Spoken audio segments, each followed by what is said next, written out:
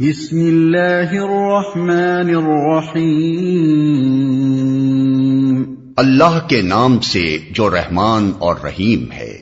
سل بنی اسرائیل کم آتیناہم من آیت بینہ ومن يبدل نعمت اللہ من بعد ما جاءته فإن اللہ شدید العقاب۔ بنی اسرائیل سے پوچھو کیسی کھلی کھلی نشانیاں ہم نے انہیں دکھائی ہیں، اور پھر یہ بھی انہی سے پوچھ لو کہ اللہ کی نعمت پانے کے بعد جو قوم اس کو شقاوت سے بدلتی ہے اسے اللہ کیسی سخت سزا دیتا ہے۔ اس سوال کے لیے بنی اسرائیل کا انتخاب دو وجوہ سے کیا گیا ہے۔ ایک یہ کہ آثار قدیمہ کے بے زبان کھنڈروں کی بنسبت ایک جیتی جاگتی قوم زیادہ بہتر سامان عبرت و بصیرت ہے۔ دوسرے یہ کہ بنی اسرائیل وہ قوم ہے جس کو کتاب اور نبوت کے مشعل دے کر دنیا کی رہنمائی کے منصب پر مامور کیا گیا تھا، اور پھر اس نے دنیا پرستی، نفاق اور علم و عمل کی ضلالتوں میں مبتلا ہو کر اس نعمت سے اپنے آپ کو محروم کر لیا۔ لہذا جو گروہ اس قوم کے بعد امامت کے منصب پر مامور ہوا ہے، اس کو سب سے بہتر سبق اگر کسی کے انجام سے مل سکتا ہے تو وہ یہی قوم ہے۔ زُيِّنَ لِلَّذِينَ كَفَرُوا الْحَيَاةُ الدُّنْيَا وَيَسْخَرُونَ مِنَ الَّذِينَ آمَنُوا وَالَّذِينَ اتَّقَوْا فَوْقَهُمْ يَوْمَ الْقِيَامَةِ وَاللَّهُ يَرْزُقُ مَن يَشَاءُ بِغَيْرِ حِسَابٍ۔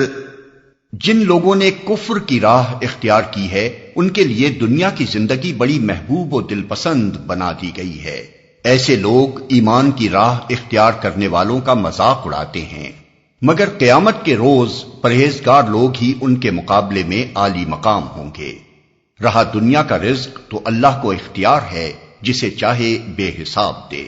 كان الناس أمة واحدة فبعث الله النبيين مبشرين ومنذرين وأنزل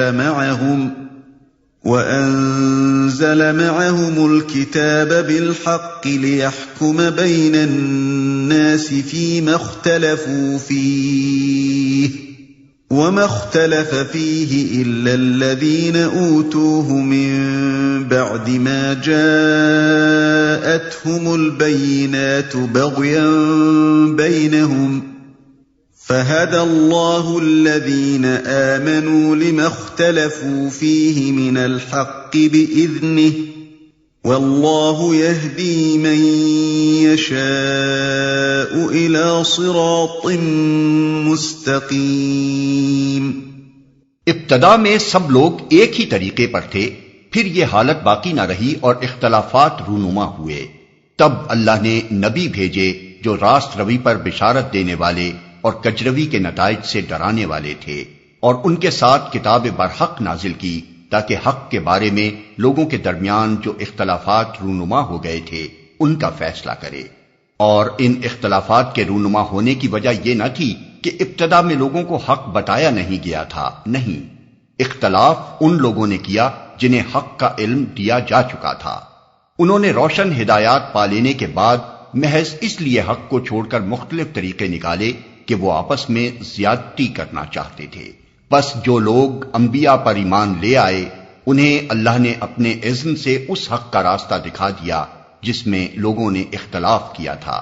اللہ جسے چاہتا ہے راہ راست دکھا دیتا ہے۔ وہ آپس میں زیادتی کرنا چاہتے تھے۔ ناواقف لوگ جب اپنے قیاس و گمان کی بنیاد پر مذہب کی تاریخ مرتب کرتے ہیں تو کہتے ہیں کہ انسان نے اپنی زندگی کی ابتدا شرک کی تاریکیوں سے کی، پھر تدریجی ارتقاء کے ساتھ ساتھ یہ تاریکی چھٹتی اور روشنی بڑھتی گئی، یہاں تک کہ آدمی توحید کے مقام پر پہنچا۔ قرآن اس کے برعکس یہ بتاتا ہے کہ دنیا میں انسان کی زندگی کا آغاز پوری روشنی میں ہوا ہے۔ اللہ تعالیٰ نے سب سے پہلے جس انسان کو پیدا کیا تھا اس کو یہ بھی بتا دیا تھا کہ حقیقت کیا ہے اور تیرے لیے صحیح راستہ کون سا ہے۔ اس کے بعد ایک مدت تک نسل آدم راہ راست پر قائم رہی اور ایک امت بنی رہی، پھر لوگوں نے نئے نئے راستے نکالے اور مختلف طریقے ایجاد کر لیے، اس وجہ سے نہیں کہ ان کو حقیقت نہیں بتائی گئی تھی، بلکہ اس وجہ سے کہ حق کو جاننے کے باوجود بعض لوگ اپنے جائز حق سے بڑھ کر امتیازات، فوائد اور منافع حاصل کرنا چاہتے تھے، اور آپس میں ایک دوسرے پر ظلم، سرکشی اور زیادتی کرنے کے خواہش مند تھے۔ اسی خرابی کو دور کرنے کے لیے اللہ تعالیٰ نے انبیاء کرام کو مبعوث کرنا شروع کیا۔ یہ انبیاء علیہ السلام اس لیے نہیں بھیجے گئے تھے کہ ہر ایک اپنے نام سے ایک نئے مذہب کی بنا ڈالے اور اپنی ایک نئی امت بنا لے، بلکہ ان کے بھیجے جانے کی غرض یہ تھی کہ لوگوں کے سامنے اس کھوئی ہوئی راہ حق کو واضح کر کے انہیں پھر سے ایک امت بنا دیں۔ ام حسبتم ان تدخلوا الجنة ولما يأتكم مثل الذين خلوا من قبلكم مستهم البأساء والضراء وزلزلوا حتى يقول الرسول والذين آمنوا معه متى نصر الله ألا إن نصر الله قريب۔ پھر کیا تم لوگوں نے یہ سمجھ رکھا ہے کہ یوں ہی جنت کا داخلہ تمہیں مل جائے گا، حالانکہ ابھی تم پر وہ سب کچھ نہیں گزرا ہے جو تم سے پہلے ایمان لانے والوں پر گزر چکا ہے۔ ان پر سختیاں گزریں، مصیبتیں آئیں، ہلا مارے گئے، حتیٰ کہ وقت کا رسول اور اس کے ساتھی اہل ایمان چیخ اٹھے کہ اللہ کی مدد کب آئے گی۔ اس وقت انہیں تسلی دی گئی کہ ہاں اللہ کی مدد قریب ہے۔ پھر کیا تم لوگوں نے یہ سمجھ رکھا ہے؟ اوپر کی آیت اور اس آیت کے درمیان ایک پوری داستان کی داستان ہے جسے ذکر کیے بغیر چھوڑ دیا گیا ہے، کیونکہ یہ آیت خود اس کی طرف اشارہ کر رہی ہے، اور قرآن کی مکی صورتوں میں جو سورہ بقرہ سے پہلے نازل ہوئی تھیں یہ داستان تفصیل کے ساتھ بیان بھی ہو چکی ہے۔ انبیاء جب کبھی دنیا میں آئے انہیں اور ان پر ایمان لانے والے لوگوں کو خدا کے باغی و سرکش بندوں سے سخت مقابلہ پیش آیا، اور انہوں نے اپنی جانیں جوکھوں میں ڈال کر باطل طریقوں کے مقابلے میں دین حق کو قائم کرنے کی جد و جہد کی۔ اس دین کا راستہ کبھی پھولوں کی سیج نہیں رہا کہ آمنا کہا اور چین سے لیٹ گئے۔ اس آمنا کا قدرتی تقاضا ہر زمانے میں یہ رہا ہے کہ آدمی جس دین پر ایمان لایا ہے اسے قائم کرنے کی کوشش کرے، اور جو طاغوت اس کے راستے میں مزاحم ہو اس کا زور توڑنے میں اپنے جسم و جان کی ساری قوتیں صرف کر دے۔ يسألونك ماذا ينفقون قل ما أنفقتم من خير فللوالدين والأقربين واليتامى والمساكين وابن السبيل وما تفعلوا من خير فإن الله به عليم۔ لوگ پوچھتے ہیں ہم کیا خرچ کریں؟ جواب دو کہ جو مال بھی تم خرچ کرو اپنے والدین پر، رشتہ داروں پر، یتیموں اور مسکینوں اور مسافروں پر خرچ کرو، اور جو بھلائی بھی تم کرو گے اللہ اس سے باخبر ہوگا۔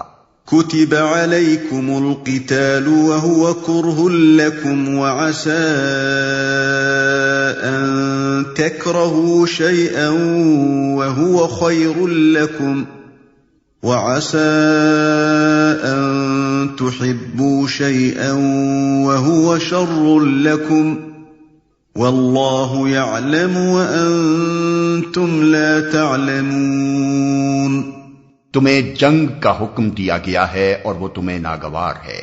ہو سکتا ہے کہ ایک چیز تمہیں ناگوار ہو اور وہی تمہارے لیے بہتر ہو، اور ہو سکتا ہے کہ ایک چیز تمہیں پسند ہو اور وہی تمہارے لیے بری ہو۔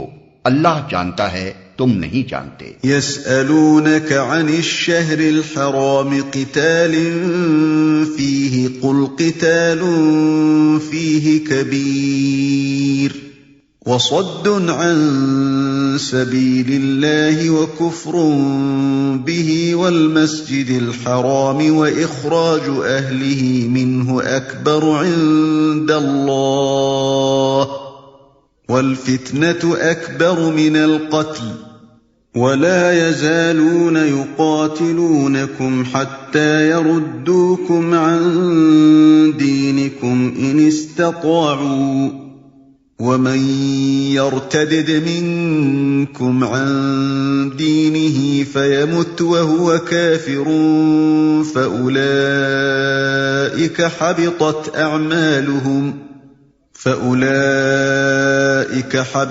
أعمالهم في الدنيا والآخرة وأولئك أصحاب النار هم فيها خالدون۔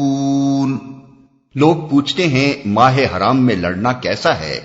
کہو اس میں لڑنا بہت برا ہے، مگر راہ خدا سے لوگوں کو روکنا اور اللہ سے کفر کرنا اور مسجد حرام کا راستہ خدا پرستوں پر بند کرنا اور حرم کے رہنے والوں کو وہاں سے نکالنا اللہ کے نزدیک اس سے بھی زیادہ برا ہے، اور فتنہ خوریزی سے شدید تر ہے۔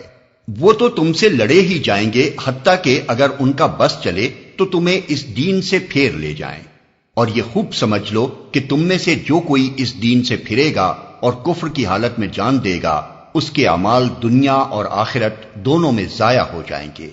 ایسے سب لوگ جہنمی ہیں اور ہمیشہ جہنم ہی میں رہیں گے، اور فتنہ خوریزی سے شدید تر ہے۔ یہ بات ایک واقعے سے متعلق ہے۔ رجب 2 ہجری میں نبی صلی اللہ علیہ وسلم نے 8 آدمیوں کا ایک دستہ نخلا کی طرف بھیجا تھا، جو مکے اور طائف کے درمیان ایک مقام ہے، اور اس کو ہدایت فرما دی تھی کہ قریش کی نقل و حرکت اور ان کے آئندہ ارادوں کے متعلق معلومات حاصل کرے۔ جنگ کی کوئی اجازت آپ نے نہیں دی تھی، لیکن ان لوگوں کو راستے میں قریش کا ایک چھوٹا سا تجارتی قافلہ ملا، اور اس پر انہوں نے حملہ کر کے ایک آدمی کو قتل کر دیا اور باقی لوگوں کو ان کے مال سمیت گرفتار کر کے مدینے لے آئے۔ یہ کارروائی ایسے وقت ہوئی جبکہ رجب ختم اور شعبان شروع ہو رہا تھا، اور یہ امر مشتبہ تھا کہ آیا حملہ رجب یعنی ماہ حرام ہی میں ہوا ہے یا نہیں، لیکن قریش نے اور ان سے درپردہ ملے ہوئے یہودیوں اور منافقین مدینہ نے مسلمانوں کے خلاف پروپیگنڈا کرنے کے لیے اس واقعے کو خوب شہرت دی اور سخت اعتراضات شروع کر دیے کہ یہ لوگ چلے ہیں بڑے اللہ والے بن کر، اور حال یہ ہے کہ ماہ حرام تک میں خوریزی سے نہیں چوکتے۔ انہی اعتراضات کا جواب اس آیت میں دیا گیا ہے۔ جواب کا خلاصہ یہ ہے کہ بلا شبہ ماہ حرام میں لڑنا بڑی بری حرکت ہے، مگر اس پر اعتراض کرنا ان لوگوں کے منہ کو تو زیب نہیں دیتا جنہوں نے 13 برس مسلسل اپنے سینکڑوں بھائیوں پر صرف اس لیے ظلم توڑے کہ وہ ایک خدا پر ایمان لائے تھے، پھر ان کو یہاں تک تنگ کیا کہ وہ جلاوطن ہونے پر مجبور ہو گئے، پھر اس پر بھی اکتفا نہ کیا اور اپنے ان بھائیوں کے لیے مسجد حرام تک جانے کا راستہ بھی بند کر دیا، حالانکہ مسجد حرام کسی کی مملوکہ جائیداد نہیں ہے، اور پچھلے 2000 برس میں کبھی ایسا نہیں ہوا کہ کسی کو اس کی زیارت سے روکا گیا۔ اب جن ظالموں کا نامہ اعمال ان کرتوتوں سے سیاہ ہے، ان کا کیا منہ ہے کہ ایک معمولی سی سرحدی جھڑپ پر اس قدر زور شور کے اعتراضات کریں، حالانکہ اس جھڑپ میں جو کچھ ہوا ہے وہ نبی کی اجازت کے بغیر ہوا ہے، اور اس کی حیثیت اس سے زیادہ کچھ نہیں ہے کہ اسلامی جماعت کے چند آدمیوں سے ایک غیر ذمہ دارانہ فعل کا ارتکاب ہو گیا ہے۔ اس مقام پر یہ بات بھی معلوم رہنی چاہیے کہ جب یہ دستہ قیدی اور مال غنیمت لے کر نبی صلی اللہ علیہ وسلم کی خدمت میں حاضر ہوا تھا تو آپ نے اسی وقت فرما دیا تھا کہ میں نے تم کو لڑنے کی اجازت تو نہیں دی تھی، نیز آپ نے ان کے لائے ہوئے مال غنیمت میں سے بیت المال کا حصہ لینے سے بھی انکار فرما دیا تھا، جو اس بات کی علامت تھی کہ ان کی یہ لوٹ ناجائز ہے۔ عام مسلمانوں نے بھی اس فعل پر اپنے ان آدمیوں کو سخت ملامت کی تھی، اور مدینے میں کوئی ایسا نہ تھا جس نے انہیں اس پر داد دی ہو، اور ہمیشہ جہنم ہی میں رہیں گے۔ مسلمانوں میں سے بعض سادہ لوح لوگ جن کے ذہن پر نیکی اور صلح پسندی کا ایک غلط تصور مسلط تھا، کفار مکہ اور یہودیوں کے مذکورہ بالا اعتراضات سے متاثر ہو گئے تھے۔ اس آیت میں انہیں سمجھایا گیا ہے کہ تم اپنی ان باتوں سے یہ امید نہ رکھو کہ تمہارے اور ان کے درمیان صفائی ہو جائے گی۔ ان کے اعتراضات صفائی کی غرض سے ہیں ہی نہیں، وہ تو دراصل کیچڑ اچھالنا چاہتے ہیں۔ انہیں یہ بات کھل رہی ہے کہ تم اس دین پر ایمان کیوں لائے ہو اور اس کی طرف دنیا کو دعوت کیوں دیتے ہو، بس جب تک وہ اپنے کفر پر اڑے ہوئے ہیں اور تم اس دین پر قائم ہو، تمہارے اور ان کے درمیان صفائی کسی طرح نہ ہو سکے گی۔ اور ایسے دشمنوں کو تم معمولی دشمن بھی نہ سمجھو جو تم سے مال و زر یا زمین چھیننا چاہتا ہے، وہ کمتر درجے کا دشمن ہے، مگر جو تمہیں دین حق سے پھیرنا چاہتا ہے وہ تمہارا بدترین دشمن ہے، کیونکہ پہلا تو صرف تمہاری دنیا ہی خراب کرتا ہے، لیکن یہ دوسرا تمہیں آخرت کے ابدی عذاب میں دھکیل دینے پر تلا ہوا ہے۔ إن الذين آمنوا والذين هاجروا وجاهدوا في سبيل الله أولئك يرجون رحمة الله واللہ غفور رحیم۔ بخلاف اس کے جو لوگ ایمان لائے ہیں اور جنہوں نے خدا کی راہ میں اپنا گھر بار چھوڑا اور جہاد کیا ہے، وہ رحمت الہی کے جائز امیدوار ہیں، اور اللہ ان کی لغزشوں کو معاف کرنے والا اور اپنی رحمت سے انہیں نوازنے والا ہے۔ اور جہاد کیا ہے، جہاد کے معنی ہے کسی مقصد کو حاصل کرنے کے لیے اپنی انتہائی کوشش صرف کر دینا۔ یہ محض جنگ کا ہم معنی نہیں ہے، جنگ کے لیے تو قتال کا لفظ استعمال ہوتا ہے، جہاد اس سے وسیع تر مفہوم رکھتا ہے، اور اس میں ہر قسم کی جد و جہد شامل ہے۔ مجاہد وہ شخص ہے جو ہر وقت اپنے مقصد کی دھن میں لگا ہو، دماغ سے اسی کے لیے تدبیریں سوچے، زبان و قلب سے اسی کی تبلیغ کرے، ہاتھ پاؤں سے اسی کے لیے دوڑ دھوپ اور محنت کرے، اپنے تمام امکانی وسائل اس کو فروغ دینے میں صرف کر دے، اور ہر اس مزاحمت کا پوری قوت کے ساتھ مقابلہ کرے جو اس راہ میں پیش آئے، حتیٰ کہ جب جان کی بازی لگانے کی ضرورت ہو تو اس میں بھی دریغ نہ کرے۔ اس کا نام ہے جہاد۔ اور جہاد فی سبیل اللہ یہ ہے کہ یہ سب کچھ صرف اللہ کی رضا کے لیے اور اس غرض کے لیے کیا جائے کہ اللہ کا دین اس کی زمین پر قائم ہو اور اللہ کا کلمہ سارے کلموں پر غالب ہو جائے۔ اس کے سوا اور کوئی غرض مجاہد کے پیش نظر نہ ہو۔ يسألونك عن الخمر والميسر قل فيهما إثم كبير ومنافع للناس وإثمهما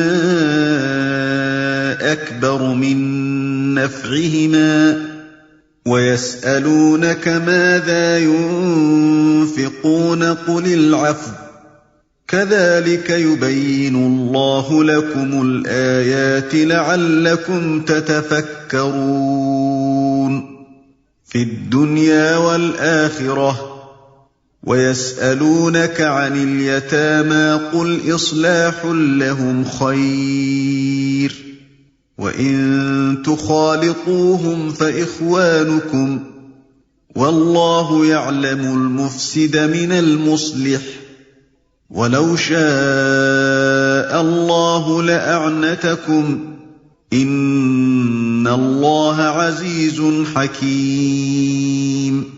پوچھتے ہیں شراب اور جوئے کا کیا حکم ہے؟ کہو ان دونوں چیزوں میں بڑی خرابی ہے، اگرچہ ان میں لوگوں کے لیے کچھ منافع بھی ہیں، مگر ان کا گناہ ان کے فائدے سے بہت زیادہ ہے۔ پوچھتے ہیں ہم راہ خدا میں کیا خرچ کریں؟ کہو جو کچھ تمہاری ضرورت سے زیادہ ہو۔ اس طرح اللہ تمہارے لیے صاف صاف احکام بیان کرتا ہے، شاید کہ تم دنیا اور آخرت دونوں کی فکر کرو۔ پوچھتے ہیں یتیموں کے ساتھ کیا معاملہ کیا جائے؟ کہو جس طرز عمل سے ان کے لیے بھلائی ہو وہی اختیار کرنا بہتر ہے۔ اگر تم اپنا اور ان کا خرچ اور رہنا سہنا مشترک رکھو تو اس میں کوئی مذائقہ نہیں، آخر وہ تمہارے بھائی بند ہی تو ہیں۔ برائی کرنے والے اور بھلائی کرنے والے دونوں کا حال اللہ پر روشن ہے۔ اللہ چاہتا تو اس معاملے میں تم پر سختی کرتا، مگر وہ صاحب اختیار ہونے کے ساتھ صاحب حکمت بھی ہے، مگر ان کا گناہ ان کے فائدے سے بہت زیادہ ہے۔ یہ شراب اور جوئے کے متعلق پہلا حکم ہے، جس میں صرف اظہار ناپسندیدگی کر کے چھوڑ دیا گیا ہے تاکہ ذہن ان کی حرمت قبول کرنے کے لیے تیار ہو جائیں۔ بعد میں شراب پی کر نماز پڑھنے کی ممانعت آئی، پھر شراب اور جوئے اور اس نوعیت کی تمام چیزوں کو قطعی حرام کر دیا گیا۔ ملاحظہ ہو سورہ نساء آیت 43، سورہ مائدہ آیت 90۔ وہی اختیار کرنا بہتر ہے۔ اس آیت کے نزول سے پہلے قرآن میں یتیموں کے حقوق کی حفاظت کے متعلق بار بار سخت احکام آ چکے تھے، اور یہاں تک فرما دیا گیا تھا کہ یتیم کے مال کے پاس نہ پھٹکو، اور یہ کہ جو لوگ یتیموں کا مال ظلم کے ساتھ کھاتے ہیں وہ اپنے پیٹ آگ سے بھرتے ہیں۔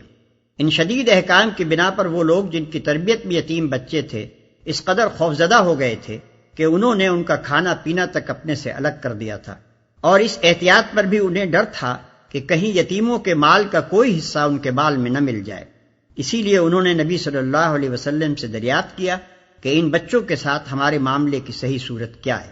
وَلَا تَنكِحُوا الْمُشْرِكَاتِ حَتَّى يُؤْمِنَّ وَلَأَمَةٌ مُؤْمِنَةٌ خَيْرٌ مِّن مُّشْرِكَةٍ وَلَوْ أَعْجَبَتْكُمْ وَلَا تُنكِحُوا الْمُشْرِكِينَ حَتَّىٰ يُؤْمِنُوا وَلَعَبْدٌ مُّؤْمِنٌ خَيْرٌ مِّن مُّشْرِكٍ وَلَوْ أَعْجَبَكُمْ أُولَٰئِكَ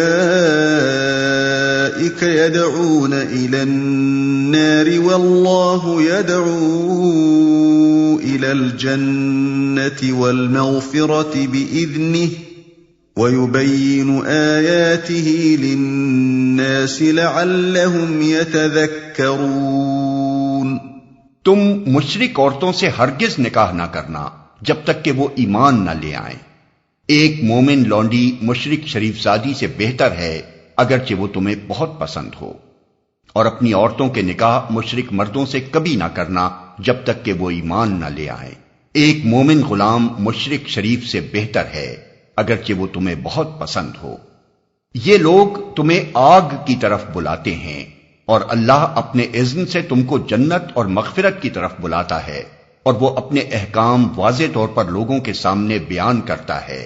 توقع ہے کہ وہ سبق لیں گے اور نصیحت قبول کریں گے۔ یہ لوگ تمہیں آگ کی طرف بلاتے ہیں۔ یہ ہے علت و مصلحت اس حکم کی جو مشرکین کے ساتھ شادی بیاہ کا تعلق نہ رکھنے کے متعلق اوپر بیان ہوا تھا۔ عورت اور مرد کے درمیان نکاح کا تعلق محض ایک شہوانی تعلق نہیں ہے، بلکہ وہ ایک گہرا تمدنی، اخلاقی اور قلبی تعلق ہے۔ مومن اور مشرک کے درمیان اگر یہ قلبی تعلق ہو تو جہاں اس امر کا امکان ہے کہ مومن شوہر یا بیوی کے اثر سے مشرک شوہر یا بیوی پر اور اس کے خاندان اور آئندہ نسل پر اسلام کے عقائد اور طرز زندگی کا نقش ثبت ہوگا، وہیں اس امر کا بھی امکان ہے کہ مشرک شوہر یا بیوی کے خیالات اور طور طریقوں سے نہ صرف مومن شوہر یا بیوی بلکہ اس کا خاندان اور دونوں کی نسل تک متاثر ہو جائے گی۔ اور غالب امکان اس امر کا ہے کہ ایسے ازدواج سے اسلام اور کفر و شرک کی ایک ایسی باجون مرکب اس گھر اور اس خاندان میں پرورش پائے گی جس کو غیر مسلم خواہ کتنا ہی پسند کریں مگر اسلام کسی طرح پسند کرنے کے لیے تیار نہیں ہے۔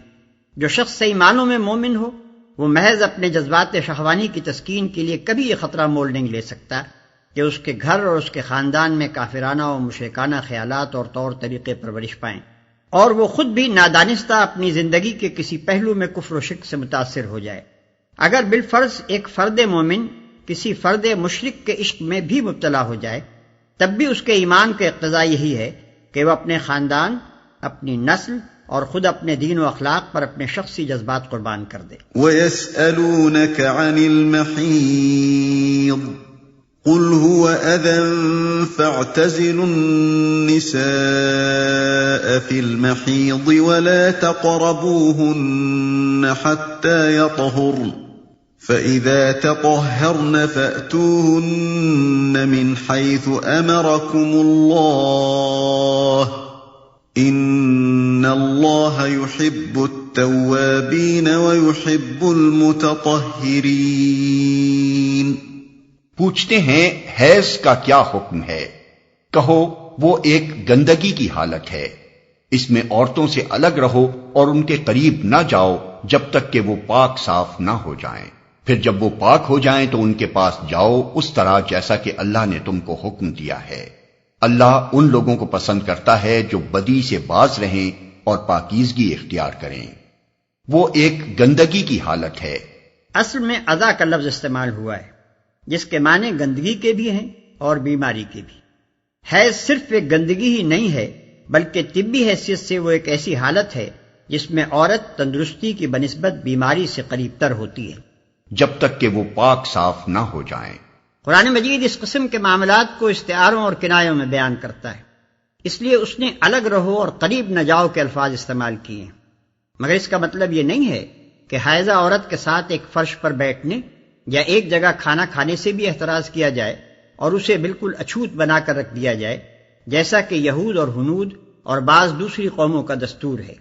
نبی صلی اللہ علیہ وسلم نے اس حکم کی جو توضیح فرما دی ہے اس سے معلوم ہوتا ہے کہ اس حالت میں صرف فعل مباشرت سے پرہیز کرنا چاہیے، باقی تمام تعلقات بدستور برقرار رکھے جائیں۔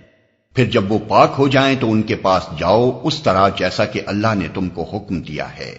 یہاں حکم سے مراد حکم شرعی نہیں ہے، بلکہ وہ فطری حکم مراد ہے جو انسان اور حیوان سب کی جبلت میں ودیت کر دیا گیا ہے اور جس سے ہر متنفس بالطبع واقف ہے۔ نساؤكم حرث لكم فأتوا حرثكم أنا شئتم وقدموا لأنفسكم واتقوا الله واعلموا أنكم ملاقوه وبشر المؤمنين۔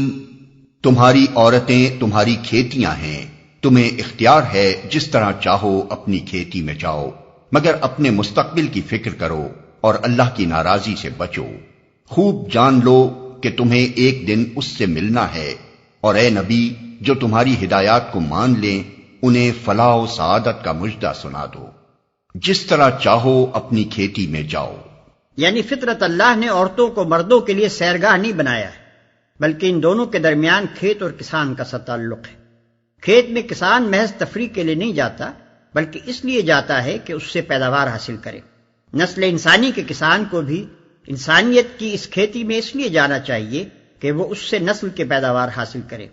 خدا کی شریعت کو اس سے بحث نہیں کہ تم اس کھیت میں کاشت کس طرح کرتے ہو، البتہ اس کا مطالبہ تم سے یہ ہے کہ جاؤ کھیت ہی میں اور اس غرض کے لیے جاؤ کہ اس سے پیداوار حاصل کرنی ہے۔ مگر اپنے مستقبل کی فکر کرو۔ جامع الفاظ ہیں جن سے دو مطلب نکلتے ہیں اور دونوں کی یکساں اہمیت ہے۔ ایک یہ کہ اپنی نسل برقرار رکھنے کی کوشش کرو تاکہ تمہارے دنیا چھوڑنے سے پہلے تمہاری جگہ دوسرے کام کرنے والے پیدا ہوں۔ دوسرے یہ کہ جس آنے والی نسل کو تم اپنی جگہ چھوڑنے والے ہو اس کو دین، اخلاق اور آدمیت کے جوہروں سے آراستہ کرنے کی کوشش کرو۔ بعد کے فقرے میں اس بات پر بھی تنبیہ فرما دی ہے کہ اگر ان دونوں فرائض کے ادا کرنے میں تم نے قصدن کوتاہی کی تو اللہ تم سے باز پرس کرے گا۔ وَلَا تَجْعَلُوا اللَّهَ عُرْضَةً لِأَيْمَانِكُمْ أَن تَبَرُّوا وَتَتَّقُوا وَتُصْلِحُوا بَيْنَ النَّاسِ وَاللَّهُ سَمِيعٌ عَلِيمٌ۔ اللہ کے نام کو ایسی قسمیں کھانے کے لیے استعمال نہ کرو جن سے مقصود نیکی اور تقوی اور بندگان خدا کی بھلائی کے کاموں سے باز رہنا ہو۔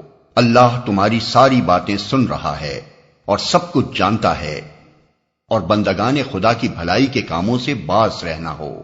حدیث صحیحہ سے معلوم ہوتا ہے کہ جس شخص نے کسی بات کی قسم کھائی ہو اور بعد میں اس پر واضح ہو جائے کہ اس قسم کے توڑ دینے ہی میں خیر اور بھلائی ہے، اسے قسم توڑ دینی چاہیے اور کفارہ ادا کرنا چاہیے۔ قسم توڑنے کا کفارہ 10 مسکینوں کو کھانا کھلانا، یا انہیں کپڑے پہنانا، یا ایک غلام آزاد کرنا، یا 3 دن کے روزے رکھنا ہے۔ ملاحظہ ہو سورہ مائدہ آیت 89۔ لا يؤاخذكم الله باللغو في أيمانكم ولكن يؤاخذكم بما كسبت قلوبكم والله غفور حليم۔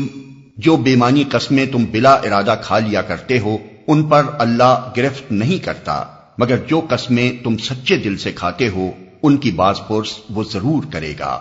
اللہ بہت درگزر کرنے والا اور بردبار ہے۔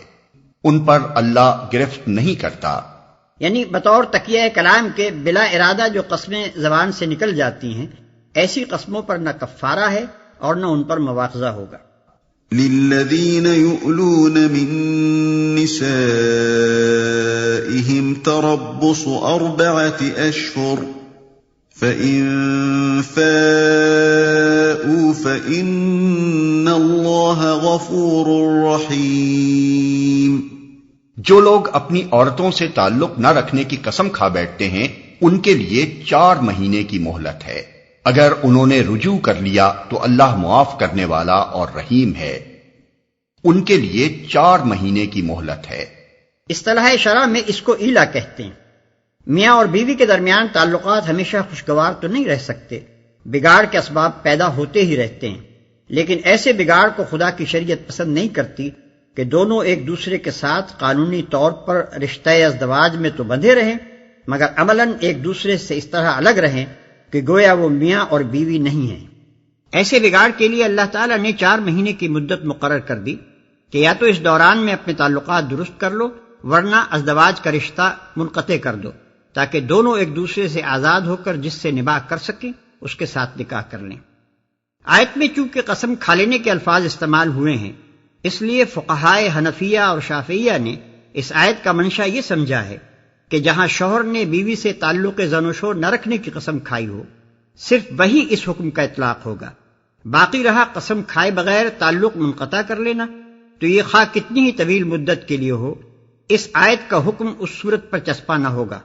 مگر فقہائے مالکیہ کی رائے یہ ہے کہ خواہ قسم کھائی گئی ہو یا نہ کھائی گئی ہو، دونوں صورتوں میں ترک تعلق کے لیے یہی 4 مہینے کی مدت ہے۔ ایک قول امام احمد کا بھی اسی کی تائید میں ہے۔ بدایت المجتہد جلد 2 صفحہ 88 طبع مصر 1339 ہجری۔ حضرت علی رضی اللہ عنہ اور ابن عباس رضی اللہ عنہ اور حسن بصری رحمۃ اللہ علیہ کی رائے میں یہ حکم صرف اس ترک تعلق کے لیے ہے جو بگاڑ کی وجہ سے ہو۔ رہا کسی مصلحت سے شوہر کا بیوی کے ساتھ جسمانی رابطہ منقطع کر دینا جبکہ تعلقات خوشگوار ہوں تو اس پر یہ حکم منطبق نہیں ہوتا، لیکن دوسرے فقہا کی رائے میں ہر وہ حلف جو شوہر اور بیوی کے درمیان رابطہ جسمانی کو منقطع کر دے ایلا ہے، اور اسے 4 مہینے سے زیادہ قائم نہ رہنا چاہیے، خواہ ناراضی سے ہو یا رضامندی سے۔ تو اللہ معاف کرنے والا اور رحیم ہے۔ بعض فقہا نے اس کا مطلب یہ لیا ہے کہ اگر وہ اس مدت کے اندر اپنی قسم توڑ دیں اور پھر سے تعلق زن و شو قائم کر لیں تو ان پر قسم توڑنے کا کفارہ نہیں ہے، اللہ ویسے ہی معاف کر دے گا۔ لیکن اکثر فقہا کی رائے یہ ہے کہ قسم توڑنے کا کفارہ دینا ہوگا۔ غفور الرحیم کہنے کا مطلب یہ نہیں ہے کہ کفارے سے تمہیں معاف کر دیا گیا، بلکہ اس کا مطلب یہ ہے کہ اللہ تمہارے کفارے کو قبول کر لے گا اور ترک تعلق کے دوران میں جو زیادتی دونوں نے ایک دوسرے پر کی ہو اسے معاف کر دیا جائے گا۔ وَإِنْ عَزَمُوا الطَّلَاقَ فَإِنَّ اللَّهَ سَمِيعٌ عَلِيمٌ۔ اور اگر انہوں نے طلاق ہی کی ٹھان لی ہو تو جانے رہیں کہ اللہ سب کچھ سنتا اور جانتا ہے۔ اور اگر انہوں نے طلاق ہی کی ٹھان لی ہو، حضرات عثمان ابن مسعود، زید بن ثابت وغیرہ کے نزدیک رجوع کا موقع 4 مہینے کے اندر ہی ہے۔ اس مدت کا گزر جانا خود اس بات کی دلیل ہے کہ شوہر نے طلاق کا عزم کر لیا ہے، اس لیے مدت گزرتے ہی طلاق خود بخود واقع ہو جائے گی اور وہ ایک طلاق بائن ہوگی، یعنی دوران عدت میں شوہر کو رجوع کا حق نہ ہوگا۔ البتہ اگر وہ دونوں چاہیں تو دوبارہ نکاح کر سکتے ہیں۔ حضرات عمر، علی، ابن عباس اور ابن عمر رضوان اللہ تعالی علیہ مجمعین سے بھی ایک قول اسی معنی میں منقول ہے اور فقہائے حنفیہ نے اسی رائے کو قبول کیا ہے۔ سعید ابن مسیب، مقبول، زہری وغیرہ حضرات اس رائے سے یہاں تک تو متفق ہیں کہ 4 مہینے کی مدت گزرنے کے بعد خود بخود طلاق واقع ہو جائے گی، مگر ان کے نزدیک وہ ایک طلاق رجعی ہوگی، یعنی دوران عدت میں شوہر کو رجوع کر لینے کا حق ہوگا، اور رجوع نہ کرے تو عدت گزر جانے کے بعد دونوں اگر چاہیں تو نکاح کر سکیں گے۔ بخلاف اس کے حضرت عائشہ، ابو دردہ اور اکثر فقہائے مدینہ کی رائے یہ ہے کہ 4 مہینے کی مدت گزرنے کے بعد معاملہ عدالت میں پیش ہوگا اور حاکم عدالت شوہر کو حکم دے گا کہ یا تو اس عورت سے رجوع کرے یا اسے طلاق دے۔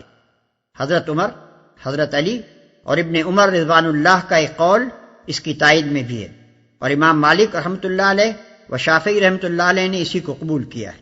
اللہ سب کچھ سنتا اور جانتا ہے۔ یعنی اگر تم نے بیوی کو ناروا بات پر چھوڑا ہے تو اللہ سے بے خوف نہ رہو، وہ تمہاری زیادتی سے ناواقف نہیں ہے۔ وَالْمُطَلَّقَاتُ يَتَرَبَّصْنَ بِأَنفُسِهِنَّ 3 قُرُوءٍ وَلَا يَحِلُّ لَهُنَّ أَن يَكْتُمْنَ مَا خَلَقَ اللَّهُ فِي أَرْحَامِهِنَّ إِن كُنَّ يُؤْمِنَّ بِاللَّهِ وَالْيَوْمِ الْآخِرِ وَبُعُولَتُهُنَّ أَحَقُّ بِرَدِّهِنَّ فِي ذَلِكَ إِنْ أَرَادُوا إِصْلَاحًا وَلَهُنَّ مِثْلُ الَّذِي عَلَيْهِنَّ بِالْمَعْرُوفِ وَلِلرِّجَالِ عَلَيْهِنَّ دَرَجَةٌ واللہ عزیز حکیم۔ جن عورتوں کو طلاق دی گئی ہو وہ 3 مرتبہ ایام ماہواری آنے تک اپنے آپ کو روکے رکھیں، اور ان کے لیے یہ جائز نہیں ہے کہ اللہ نے ان کے رحم میں جو کچھ خلق فرمایا ہو اسے چھپائیں۔ انہیں ہرگز ایسا نہ کرنا چاہیے اگر وہ اللہ اور روز آخر پر ایمان رکھتی ہیں۔ ان کے شوہر تعلقات درست کر لینے پر آمادہ ہوں تو وہ اس عدت کے دوران میں انہیں پھر اپنی زوجیت میں واپس لے لینے کے حقدار ہیں۔ عورتوں کے لیے بھی معروف طریقے پر ویسے ہی حقوق ہیں جیسے مردوں کے حقوق ان پر ہیں، البتہ مردوں کو ان پر ایک درجہ حاصل ہے، اور سب پر اللہ غالب اقتدار رکھنے والا اور حکیم و دانا موجود ہے، پھر اپنی زوجیت میں واپس لے لینے کے حقدار ہیں۔ اس آیت کے حکم میں فقہا کے درمیان اختلاف ہے۔ ایک جماعت کے نزدیک جب تک عورت تیسرے حیض سے فارغ ہو کر نہا نہ لے اس وقت تک طلاق بائن نہ ہوگی اور شوہر کو رجوع کا حق باقی رہے گا۔ حضرات ابو بکر، عمر، علی، ابن عباس، ابو موسیٰ اشعری، ابن مسعود رضوان اللہ تعالی علیہم اجمعین اور بڑے بڑے صحابہ کی یہی رائے ہے، اور فقہائے حنفیہ نے اسی کو قبول کیا ہے۔ بخلاف اس کے دوسری جماعت کہتی ہے کہ عورت کو تیسری بار حیض آتے ہی شوہر کا حق رجوع ساقط ہو جاتا ہے۔ یہ رائے حضرت عائشہ رضی اللہ عنہا، ابن عمر رضی اللہ عنہ اور زید ابن ثابت رضی اللہ عنہ کی ہے، اور فقہائے شافعیہ و مالکیہ نے اسی کو اختیار کیا ہے۔ مگر واضح رہے کہ یہ حکم صرف اس صورت سے متعلق ہے جس میں شوہر نے عورت کو 1 یا 2 طلاقیں دی ہوں۔ 3 طلاقیں دینے کی صورت میں شوہر کو حق رجوع نہیں ہے۔ الطلاق مرتان فإمساك بمعروف أو تسريح بإحسان ولا يحل لكم أن تأخذوا مما آتيتموهن شيئا إلا أن يخافا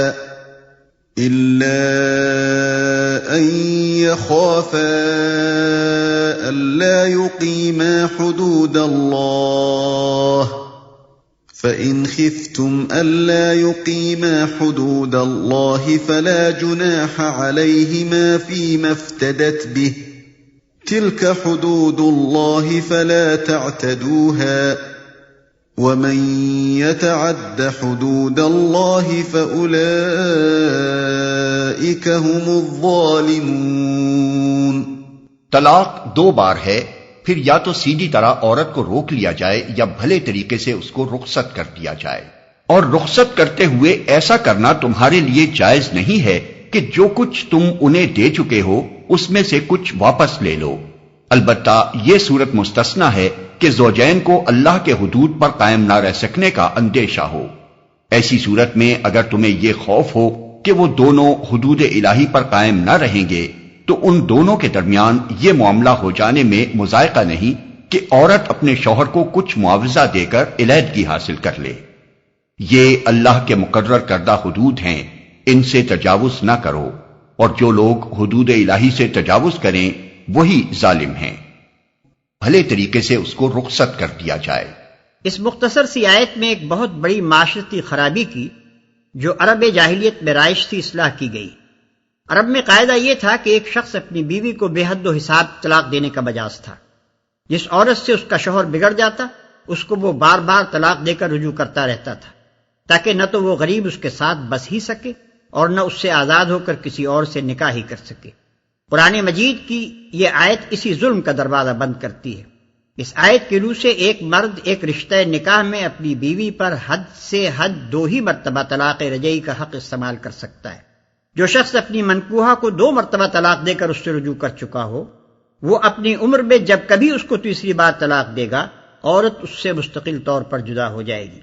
طلاق کا صحیح طریقہ جو قرآن و حدیث سے معلوم ہوتا ہے یہ ہے کہ عورت کو حالت طہر میں 1 مرتبہ طلاق دی جائے۔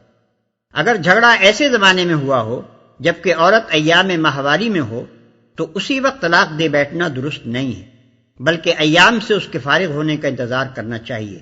پھر 1 طلاق دینے کے بعد اگر چاہے تو دوسرے طہر میں دوبارہ 1 طلاق اور دے دے، ورنہ بہتر یہی ہے کہ پہلی ہی طلاق پر اکتفا کرے۔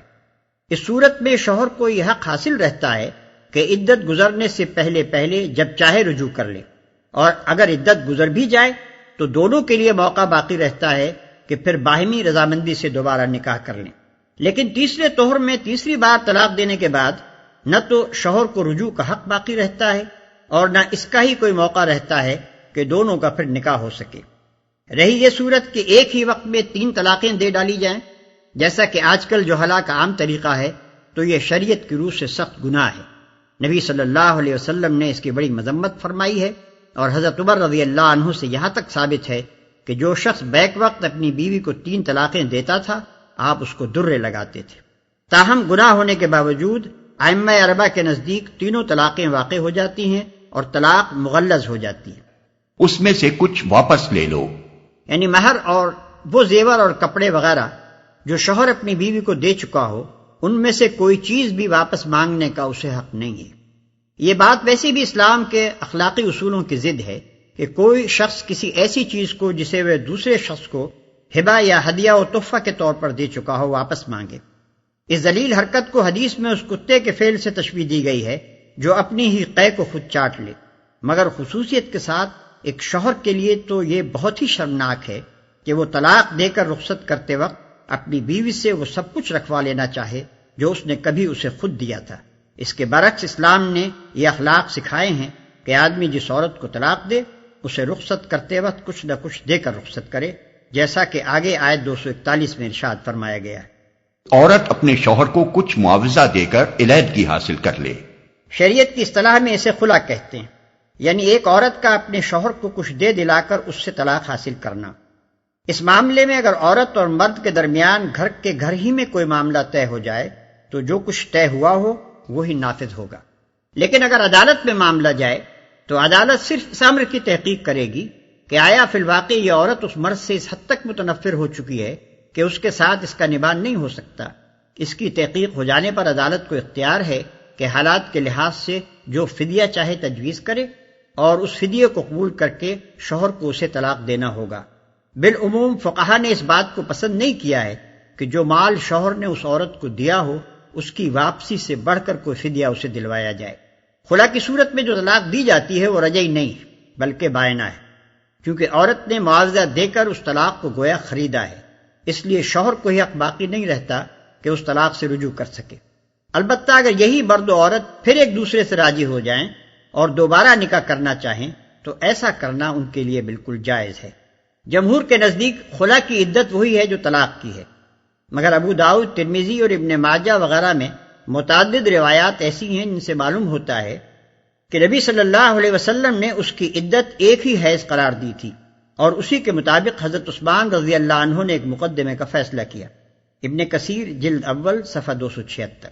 فَإِن طَلَّقَهَا فَلَا تَحِلُّ لَهُ مِن بَعْدُ حَتَّى تَنكِحَ زَوْجًا غَيْرَهُ فَإِن طَلَّقَهَا فَلَا جُنَاحَ عَلَيْهِمَا أَن يَتَرَاجَعَا إِن ظَنَّا أَن يُقِيمَا حُدُودَ اللَّهِ وَتِلْكَ حُدُودُ اللَّهِ يُبَيِّنُهَا لِقَوْمٍ يَعْلَمُونَ۔ پھر اگر 2 بار طلاق دینے کے بعد شوہر نے عورت کو تیسری بار طلاق دے دی تو وہ عورت پھر اس کے لیے حلال نہ ہوگی، الا یہ کہ اس کا نکاح کسی دوسرے شخص سے ہو اور وہ اسے طلاق دے دے۔ تب اگر پہلا شوہر اور یہ عورت دونوں یہ خیال کریں کہ حدود الہی پر قائم رہیں گے تو ان کے لیے ایک دوسرے کی طرف رجوع کر لینے میں کوئی مذائقہ نہیں۔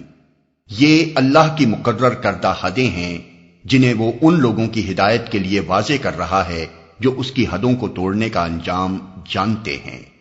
اس کا نکاح کسی دوسرے شخص سے ہو اور وہ اسے طلاق دے دے۔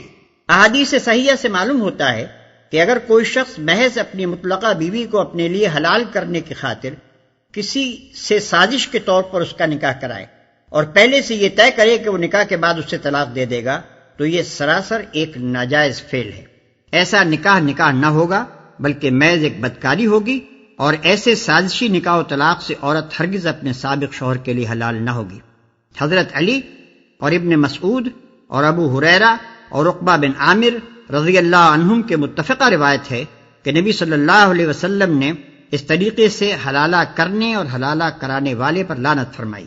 وَإِذَا طَلَّقْتُمُ النِّسَاءَ فَبَلَغْنَ أَجَلَهُنَّ فَأَمْسِكُوهُنَّ بِمَعْرُوفٍ أَوْ سَرِّحُوهُنَّ بِمَعْرُوفٍ وَلَا تُمْسِكُوهُنَّ ضِرَارًا لِتَعْتَدُوا وَمَن يَفْعَلْ ذَلِكَ فَقَدْ ظَلَمَ نَفْسَهُ وَلَا تَتَّخِذُوا آيَاتِ اللَّهِ هُزُوًا وَاذْكُرُوا نِعْمَةَ اللَّهِ عَلَيْكُمْ وَمَا أَنزَلَ عَلَيْكُمْ مِنَ الْكِتَابِ وَالْحِكْمَةِ يَعِظُكُمْ بِهِ وَاتَّقُوا اللَّهَ وَاعْلَمُوا أَنَّ اللَّهَ بِكُلِّ شَيْءٍ عَلِيمٌ۔ اور جب تم عورتوں کو طلاق دے دو اور ان کی عدت پوری ہونے کو آ جائے تو یا بھلے طریقے سے انہیں روک لو یا بھلے طریقے سے رخصت کر دو، محض ستانے کی خاطر انہیں نہ روکے رکھنا کہ یہ زیادتی ہوگی، اور جو ایسا کرے گا وہ در حقیقت آپ اپنے ہی اوپر ظلم کرے گا۔ اللہ کی آیات کا کھیل نہ بناؤ، بھول نہ جاؤ کہ اللہ نے کس نعمت عظمیٰ سے تمہیں سرفراز کیا ہے۔ وہ تمہیں نصیحت کرتا ہے کہ جو کتاب اور حکمت اس نے تم پر نازل کی ہے اس کا احترام ملحوظ رکھو۔ اللہ سے ڈرو اور خوب جان لو کہ اللہ کو ہر بات کی خبر ہے، اور جو ایسا کرے گا وہ در حقیقت آپ اپنے ہی اوپر ظلم کرے گا۔ یعنی ایسا کرنا درست نہیں ہے کہ ایک شخص اپنی بیوی کو طلاق دے اور عدت گزرنے سے پہلے محض اس لیے رجوع کرے کہ اسے پھر ستانے اور دق کرنے کا موقع ہاتھ آ جائے۔ اللہ تعالیٰ ہدایت فرماتا ہے کہ رجوع کرتے ہو تو اس نیت سے کرو کہ اب اس نے سلوک سے رہنا ہے، ورنہ بہتر یہی ہے کہ شریفانہ طریقے سے رخصت کر دو۔ وہ تمہیں نصیحت کرتا ہے کہ جو کتاب اور حکمت اس نے تم پر نازل کی ہے اس کا احترام ملحوظ رکھو۔ یعنی اس حقیقت کو فراموش نہ کر دو کہ اللہ نے تمہیں کتاب اور حکمت کی تعلیم دے کر دنیا کی رہنمائی کے عظیم الشان منصب پر معمور کیا ہے۔ تم امت وسط بنائے گئے ہو، تمہیں نیکی اور راستی کا گواہ بنا کر کھڑا کیا گیا ہے۔ تمہارا یہ کام نہیں ہے کہ ہیلا بازیوں سے آیات الہی کا کھیل بناؤ، قانون کے الفاظ سے روح قانون کے خلاف ناجائز فائدے اٹھاؤ، اور دنیا کو راہ راست دکھانے کے بجائے خود اپنے گھروں میں ظالم اور بدراہ بن کر رہو۔